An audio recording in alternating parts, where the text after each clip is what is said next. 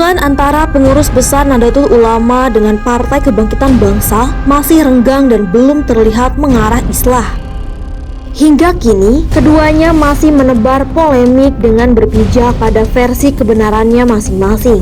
Ketua Umum PBNU, Kiai Haji Yahya Kholil Stakuf, mengatakan, keretakan hubungan PBNU dengan PKB sudah berlangsung lama, lebih dari 15 tahun.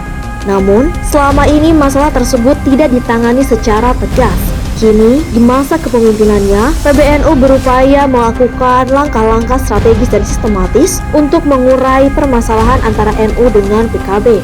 Berdasarkan pendalaman yang dilakukan tim dari PBNU, PKB telah melakukan kesalahan mendasar dengan mengeliminasi fungsi Dewan Syuro. Hal itu dikatakan Gus Yahya saat memberikan keterangan pers di Surabaya, Selasa 13 Agustus 2024. Menurutnya, kedudukan Dewan Syuro di PKB saat ini nyaris tidak memiliki kewenangan apapun dalam pengambilan keputusan partai. Gus Yahya menegaskan, pergerakan PKB saat ini telah melenceng dari konsep awal pendiriannya. Ia mencontohkan ketidakselarasan dengan nilai-nilai yang terkandung di dalam dokumen soal pokok-pokok pikiran NU terkait reformasi. Terkait dengan ini semua, PBNU telah membuat keputusan untuk melakukan langkah-langkah sebagai upaya menuju perbaikan. Yang perlu dipahami dalam hal ini adalah bahwa memang NU dengan Partai Kebangkitan Bangsa ini memiliki hubungannya khusus karena Partai Kebangkitan Bangsa didirikan oleh Nahdlatul Ulama. Ini sangat jelas, sehingga Nahdlatul Ulama beserta struktur kepengurusannya sebetulnya memiliki tanggung jawab moral atas dinamika yang ada di dalam Partai Kebangkitan Bangsa itu, supaya hal-hal yang dulu dijanjikan oleh NU kepada masyarakat ketika mendirikan PKB itu, ini betul-betul tertunaikan, betul-betul terwujud. Pemaparan Gus Yahya itu bertolak belakang dengan pernyataannya sendiri yang diucapkan saat berbicara dalam rapat koordinasi persiapan 1 Abad NU di Surabaya pada 15 November 2022.